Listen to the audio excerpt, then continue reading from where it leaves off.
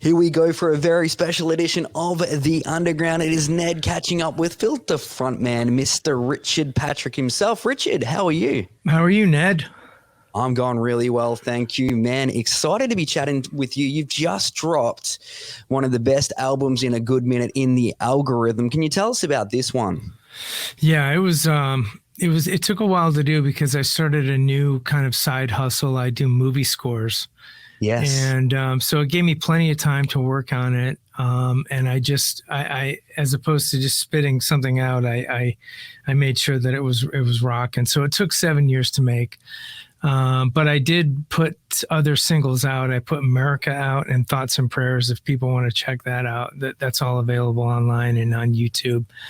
And no, I'm very proud of the record. I made a big effort to relearn my studio and kind of rely totally on myself like I used to when I was a kid. And I think it paid off because it sounds more original to Filter. Yeah, there's something special about it, unique in a way, Richard. It's sort of in this day and age, 2023, I think it's more heavy reliant on singles and that sort of thing. But the great thing about the algorithm is it's solid from front to back. Do you think that comes down to the fact that you took an extended amount of time to record it? Yeah, I think that and the fact that like I said, I really honed my skills in the studio and became more engineer oriented in my production. So it was very hands-on as opposed to kind of relying on someone to kind of run the software and kind of be the engineer. I dove in and learned the software and was the engineer as well. And I think you can kind of tell. Because when it came down to decisions, it was like me by myself in this studio, and there wasn't anyone to really bounce ideas off of other than the writing partners that I was working with. But they were pretty much kind of like, "Hey, it's your thing, do your thing." So they left it entirely up to me. So it was cool. Yeah, that's really cool right there. And was a good chunk of it recorded during that COVID downtime, Richard? Yeah, some of it, yeah. Definitely. There was a big chunk of time where I was also doing films. So yeah, it was weird because I had my day job of going to the studio every day, and my kids were basically homeschooled with Zoom technology, with the Zoom classrooms and everything. And they excelled at it. They did really well in school. And so the pandemic didn't really mess with us. And I was glad because I'm also an asthmatic and I didn't want to catch COVID. So I stayed pretty much to myself in this room, and it was awesome. I had a good time. I mean, you make the best. Life hands you lemons, you make lemonade. Yeah, no, I like that right there. I'm an asthmatic too, so there you go. So, and the Obliteration video, I love that. You were saying that you, like a lot of this album came directly from you. Were you the mastermind behind the animation side of things with this? No, the animation was done by our buddy that did it. He is an amazing, I can't remember, Antonios Shopsky.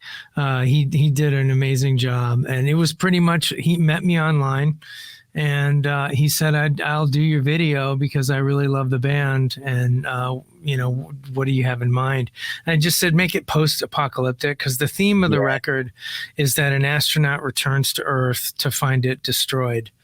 And he's trying to figure out what happened to humanity and everything. And there's certain survivors, like the little girl with her kitten. And spoiler alert, there's a kitten. She's protecting a kitten in the Obliteration video, for those of you who haven't seen it. Yeah, it was a great process, and I really enjoyed it.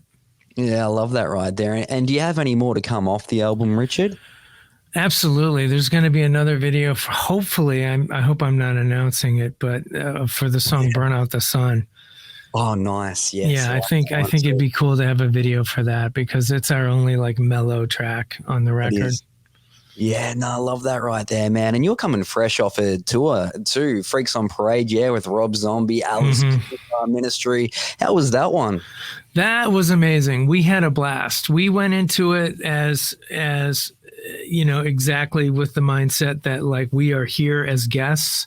Yeah. We are coming into this whole thing as guests, and we are gonna get in front of people and show everybody what we're about. And it was amazing. Like I literally every night we had the packed house.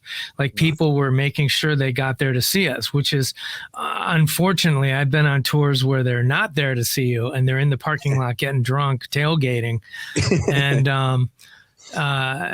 there's like 20 people in the audience waiting to, waiting for, Ozzy Osbourne to go on stage back in 95. That's the way it was like. But this was like everybody was in and ready to see us. So it felt great. And like halfway through the show, I go, is this the first time everybody's been seeing Filter? And like 90% of the audience raised their hands because they had never seen us. And it's made a huge impact on everything, because I think if we come back, 6 months later, we'll have a decent crowd because of the amount of new fans we have from the tour. So we were very well-behaved opening band and did the best we could to just be friends with everybody. We had a blast. Rob is a great guy. Alice is a great guy. Al Jorgensen from Ministry is amazing. And all their bandmates and crew were amazing. And it was great. At the very end of the tour, I thanked everybody, and I got a little misty when I did it because it was so awesome. They were so amazing, and they tried so hard to accommodate us as an opener, and I felt really taken care of. Yeah, I love that right there, Richard. The fact that you guys are opening blows my mind to me, but what a stacked lineup. I would love to see that there. And great to see that you're super humble as well. I love that. Changing things up, you were sort of talking about your movie scores earlier. Mm-hmm. It brings me to the fact that your brother, Robert Patrick, the T1000, which is all sorts of awesome right there. Is there any family rivalry happening there? Because your parents must be very proud. You got the actor on one side, the musician on the other. And bizarrely, it was literally two kids from Cleveland trying to figure out how they were going to make it. I met Trent Reznor, so that's that was a huge up. Cop that, Robert. What's that?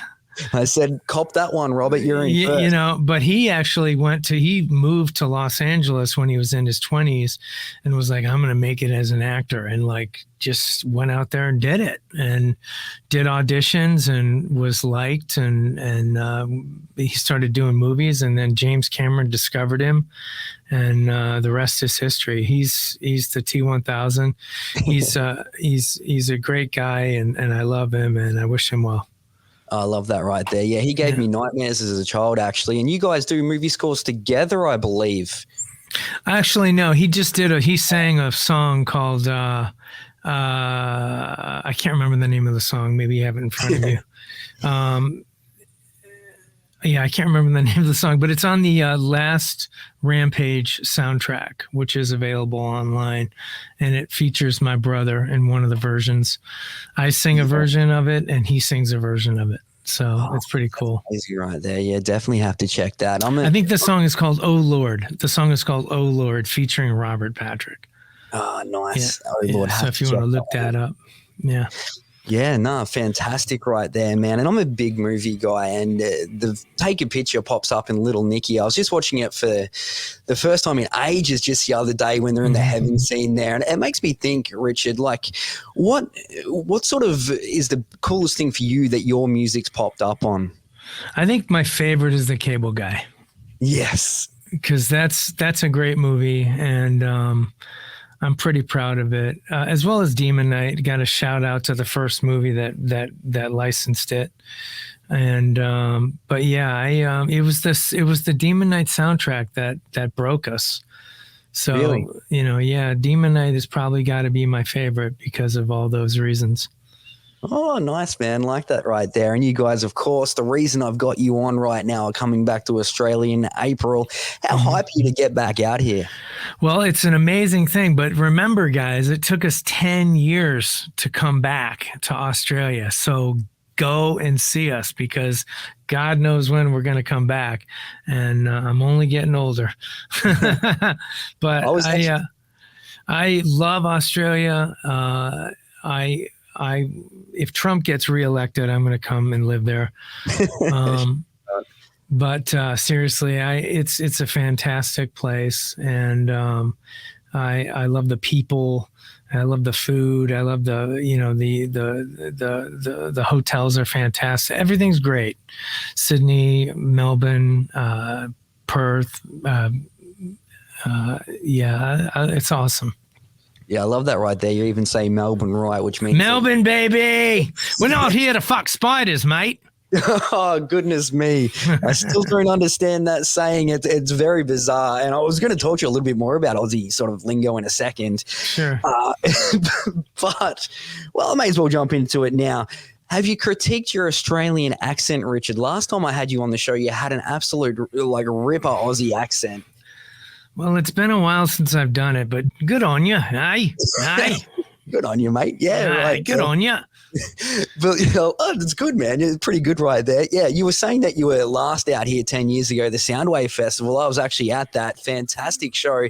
But this is your first headlining festival since, I think, was it the year 2000? It's like almost, it's a bunch of time. It's like 20 years since we've done a headlining run. And that's why it's going to be so important, because let me tell everybody the truth about this whole thing.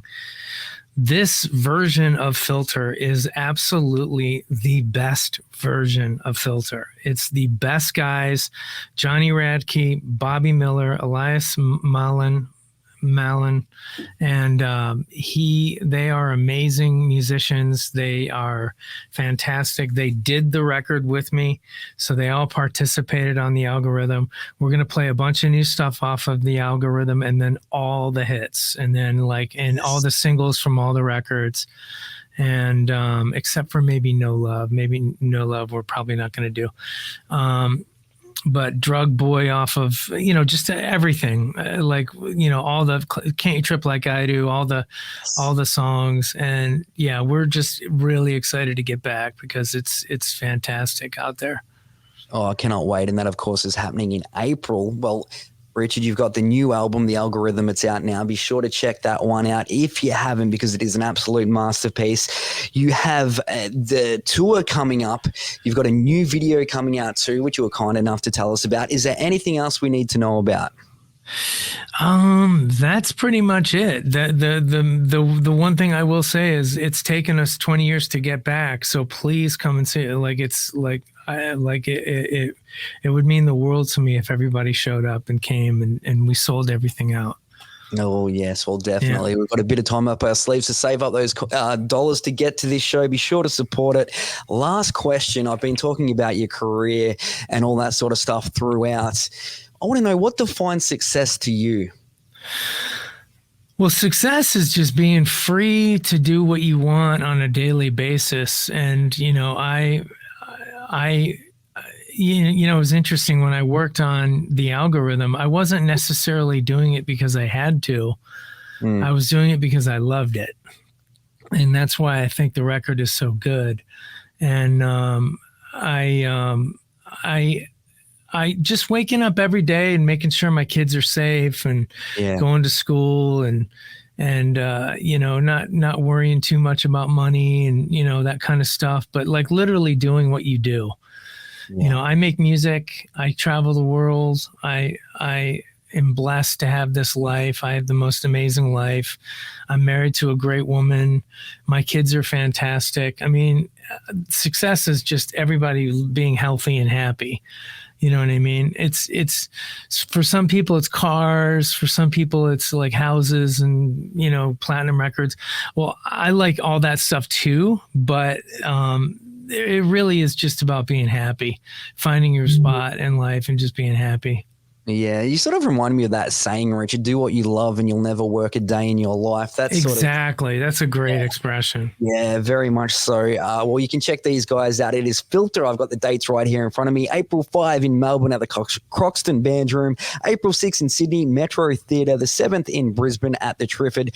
The 9th in Adelaide at the Gov. And wrapping things up on April the 10th in Perth at Magnet House. Thank you so much for taking time out, Richard. Really appreciate it. Thank you for having me. I really appreciate being here.